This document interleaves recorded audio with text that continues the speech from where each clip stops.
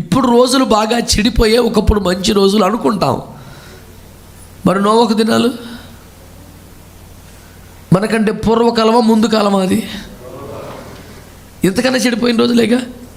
సొదొమ గొమొర్రాలలో లోతు అనుభవించిన క్షోభకు కారణమైన నాటి పరిస్థితులు అది కూడా పూర్వకాలమే కదా. విశ్వాసం నుండి మూర్ఖతరం వారులనని యేసు ఆ తరాన్ని పోల్చాడు. వ్యభిచారులైన చెడ్డతరం వారులనని యేసు ఆ తరాన్ని పోల్చాడు. మరి ఆ తరం కూడా పూర్వమే కదా. అంటే చెడు పరిస్థితులు, చెడు మనుషులు, దుర్జనులు, దుష్టులు అన్ని కాలములలోనూ ఉన్నారు. వారి మధ్యలోని భక్తులు పరిశుద్ధతలో కాపాడబడ్డారు, భక్తిలో కాపాడబడ్డారు, విశ్వాసంలో కాపాడబడ్డారు. ఆ రోజులు మంచి రోజు అండి, ఈ రోజులు చెడిపోయినాయి అండి, పాపిష్టి రోజులండి. లేదు లేదు లేదు, పాపిష్టి దినములు, పాపిష్టి పరిస్థితులు అన్ని కాలములలో ఉన్నను భక్తులు దేవుని కొరకు బ్రతికారు, నమ్మకంగా జీవించారు. నానాటికి తీసికట్టుగా పరిస్థితులు మారడం లేదా అంటే అఫ్కోర్స్ అయి ఉండవచ్చును. కానీ దుస్థితి, దుర్జనులు అన్ని కాలాల్లో ఉన్నారు కదా. నమ్మకంగా దేవుని కోసం పరిశుద్ధులు.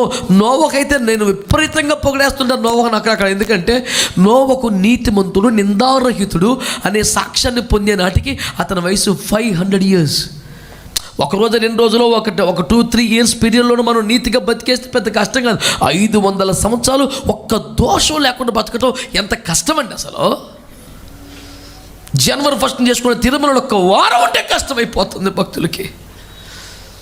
బైబిల్ చదివే సమయం కానీ, ప్రార్థన చేసే సమయం కానీ, పరిశుద్ధతను గురించినటువంటి మంట కానీ ఒక వారం 10 రోజులు మెల్లిగా డైల్యూట్ అయిపోతుంది. అది 500 long years. దోషం అతని మీద ఎంచడానికి ఛాన్స్ లేకుండా బతికాడంట. ఏం బ్రతుకు సార్ అది. 500 సంవత్సరాలు ఇట్లా చూపించడానికి ఛాన్స్ లేదంటే ఆయన దగ్గర. నూతన భూమికి, నూతన ఆకాయ, నూతన సృష్టికి నువ్వు నీలాంటోడు మూల పురుషుడిగా ఉండాలిరా బాబు అని దేవుడు ఫిక్స్ అయిపోయాడు. పాపిష్టి తరాన్ని మట్టు పెట్టాడు, తుడిచేశాడు. ఇతని ద్వారా దేవుడు మళ్ళీ రప్పించుకున్నాడు. పరిస్థితుల్లో కలిసిపోతే, లోకంలో కలిసిపోకపోతే, జనాల్లో కలిసిపోకపోతే ప్రత్యేకంగా బ్రతికితే ప్రత్యేకంగానే చూస్తాడు ఆయన. నువ్వు ప్రభు కోసం ప్రత్యేకంగా బ్రతికి చూడు, నేను ప్రత్యేకంగానే ఆశీర్వదిస్తాడు ఆయన. నమ్మదగిన దేవుడు అండి. యవ్వన జీవితాన్ని అలాగ బలిపీఠం మీద దేవుడి కోసం పెడితే ఎందుకంటే దేవుడు ఆశీర్వదించడం? అన్యాయిస్తున్నాడు ఆ దేవుడు. మా అన్నయ్య, అక్క సమయానికి తిని, సమయానికి పడుకొని, చక్కగా కాలేజీకి వెళ్ళి హాయిగా సౌకర్యవంతమైన జీవితాన్ని జీవిస్తున్న కాలంలో కాలి నడకనో, సైకిళ్ళ మీదో, అడవుల్లో పడి రోజుకొక 25 కిలోమీటర్లు, 30 కిలోమీటర్లు సైకిళ్ళు తొక్కుతూ కొండ ప్రాంతాల్లో స్వార్థం చేస్తూ 3 పూటల మంచి అన్నం తింటున్న సమయంలో అన్న, అక్క ఉంటే వారానికి 5 రోజులు నీళ్లు తాగి బతుకుతూ, ఎక్కడ హ్యాండ్ బోర్లో నీళ్ళు తాగి, ఈ రిజర్వాయర్లో దిగి నీళ్ళు తాగి, నీళ్ళు లేక ఆ లోతులోకి దిగి నీళ్ళు తాగి ఒడ్డుకు వచ్చేపాటికి మళ్ళీ దాహం వేసేసేది. ఒక వాటర్ బాటిల్ కొని మెయింటైన్ చేసే బతుక. ఎవరి జీవితాన్ని అలాగ ఆయన దగ్గర పెట్టాను. నీకు ఎంత ఇచ్చినా తక్కువే కానీ ప్రభు నాకు ఇవ్వడానికి ఏమీ లేదు, నాకున్న బెస్ట్ నా యవ్వన జీవితమే, నా లైఫ్ నీకు ఇచ్చేస్తాను. నీకు ఏది ఇచ్చినా తక్కువే, కానీ నా దగ్గర ఉన్నట్లు కాస్ట్లీది నా యవ్వన జీవితమే, ఇది నీకు ఇచ్చేస్తాను ప్రభు అని పెట్టేశాను పాదాల మీద. వాల్ పోస్టులో నా ఫోటో పడి, ఎక్కడ చూసినా బ్యానర్ల మీద నా ఫోటోలు కనపడి, వేవేల జనంలో నేను ప్రసంగించే వాల్ పోస్టర్లో బ్యానర్లు పడే కాలానికి నా వయసు 20 సంవత్సరాలు. నా బంధుమిత్రుల్లో సమకాలీన కాలంలో అంత చిన్న వయసులో అంత కృప పొందిన వారు బహుశా చాలా తక్కువ.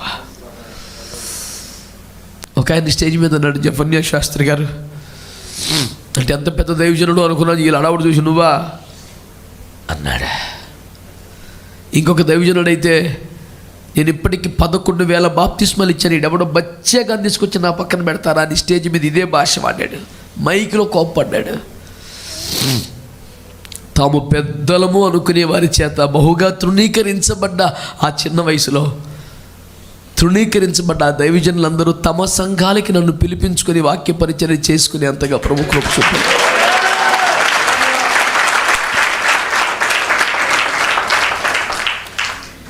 నువ్వు 10 ఎకరాలకు సరిపడా విత్తితే ఎకరం ఎందుకు కోసుకుంటావు? నువ్వు ఎకరానికి సరిపడా విత్తితే 10 ఎకరాలు కోసుకోలేవు, కానీ 10 ఎకరాలకు సరిపడా విత్తి ఎకరమే కోసుకుంటావా? నీ యవ్వన జీవితాన్ని బలిపెట్టి మీద పెడితే కృప ఎందుకు రాదు అసలు? దానికి యూట్యూబ్ అడ్డుపడుతుంటే తీసేవయ్యా. అసలు మొబైలే నీకు శాపంగా మారితే పగలగొట్టి అవతల పడి నీ కన్ను పీకేసుకోవటం అంటే నేను ఇప్పుడు ఈ కాలం నమ్మేది ఇంటర్నెట్టే. నీ కన్ను అభ్యంతరపరిస్తే నీ కన్ను పీకేసుకుంటే నేను చెప్పుకునే వ్యాఖ్యానం థియాలజీన్స్ తప్పడితే నన్ను క్షమించండి, నాకు అంత పెద్ద సబ్జెక్ట్ లేదు. కానీ నాకు అర్థమైంది ఇది, నీ కన్ను అభ్యంతరం తీసేయాలంటే ఆ టీవీ, ఆ నెట్టే, అది నిన్ను అభ్యంతరపరుస్తున్న ఆత్మీయ జీవితాన్ని. మొన్న ఒక పెద్ద దైవజనం నాకు కలిశాడు, తన నెంబర్ నాకు ఇచ్చారు. నాన్న అవసరమైతే నన్ను కాంటాక్ట్ చేయాలి. నేను గబుక్కున అలవాటు ప్రకారం అయ్యా వాట్సాప్ ఉంది కదా అంటే సీరియస్గా చూశాను. నేను వాడినవి అన్నాడు. ఒకసారి సారీ అండి, అవన్నీ వాడినా, అవసరమైతే కాల్ చేయన్నాడు. సరే, అదేదో మహాపాపం అనేది మహాప్రతిష్ఠ అని నేను అలాగా సూపర్ స్విస్ట్గా నేనేం భావించట్లా. కానీ ఈ పోకడికి దూరంగా బతుకుతున్నారు వాళ్ళందరూ. I really liked it. Yes,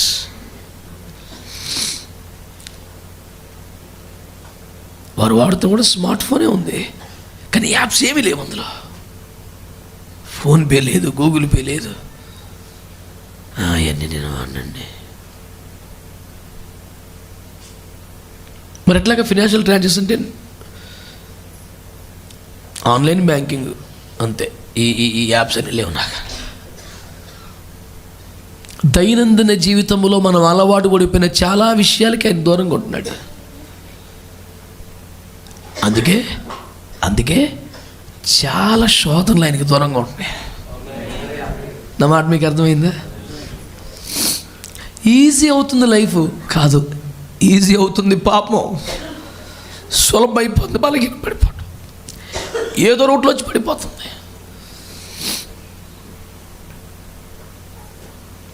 ఇంతలో డబ్బా కొన్నాం టీవీ. అప్పారావు గారు అయ్యా దీనికి ఏమన్నా పెడతా పెంచాడు. అయ్యే ఓన్లీ వార్తలు వచ్చేలా పెడతాను, టెన్షన్ లేదండి. Okay super. చక్కగా వైర్ అంతా అక్కడి నుంచో తెచ్చాడు, కట్ల మొత్తానికి కనెక్ట్ ఇచ్చాడు. మా టీవీలో ఏ పడితే రావు, వార్తలే వస్తాయి అని గట్టిగా సంతోషపడ్డాం. ఆ వార్తల్లోనే రాకుండా ఎన్ని వచ్చేస్తున్నాయి. అబ్బాయి ఏంటి అంటే మరి వార్తలు వస్తాయి కానీ అర్జెంటుగా మీకు పడేయండి. ఆ మూల చచ్చడి తెచ్చాను, నీ దండం పెడతాను తీసేయి. కష్టపడ్డావు రైటే, ఇదికి ఇంకా కష్టపెట్టేసేలా ఉంది. వార్తలే కదా అనుకుంటే వార్తలను మొత్తం వచ్చేస్తున్నాయి రా బాబు. ఏం వార్తలు రాయి నాకు వద్దు.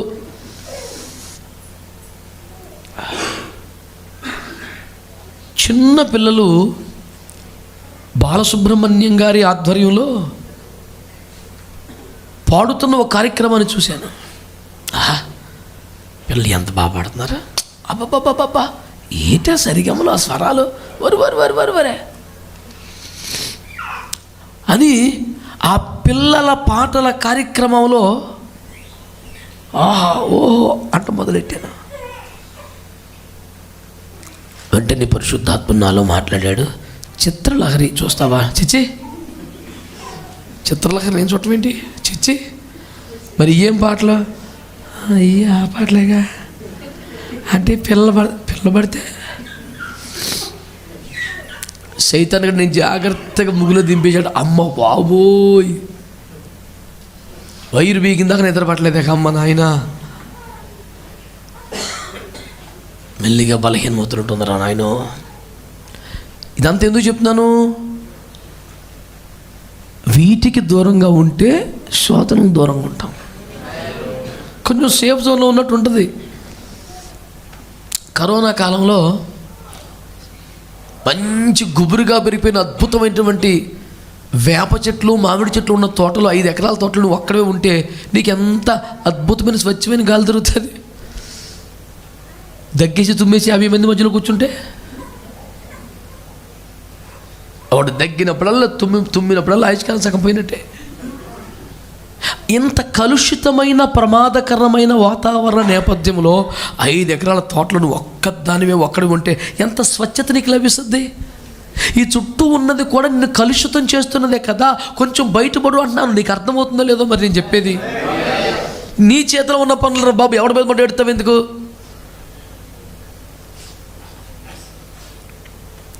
మొన్న ఒక బిడ్డ నా దగ్గరికి వచ్చింది. బిడ్డ నీ ఫోన్ బంద్ చేయట్లేదు, అమ్మ నీకు ఫోన్ చేసిందంటే ఫోన్ వాడలేదు కదయ్యా. నీకు ఏదైనా ఇన్ఫర్మేషన్ ఇవ్వాలంటే ఎలాగా? నేను మీకు కనపడితే తప్ప ఆ ఛాన్స్ లేదు. శబాష్, అసలు ఫోనే తీసి పడేసింది ఏసు రక్తం ఇచ్చి. నేను చాలా సంతోషించాను. వెరీ గుడ్ బిడ్డ. కొంతమంది నీ పిల్లలు ఇదివరకు ఫెయిత్లో ఉండి కొద్దిమంది పిల్లలు ఒకడు ఉండేవాడు ప్రత్యేకంగా.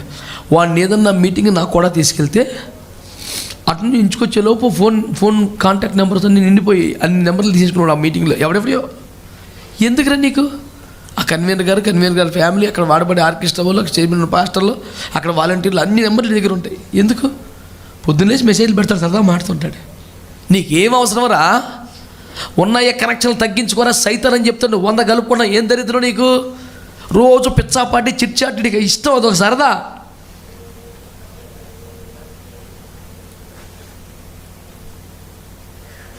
ఏదైనా వాక్యం నేర్చుకుంటే ఆ వాక్యాన్ని దేవుడు ఈడికే బయలుపరచబడిన ప్రత్యక్షతలాగా ఒక దైవజనుడుగా నేను మీకు తెలియజెప్పున్నది ఏమనగా,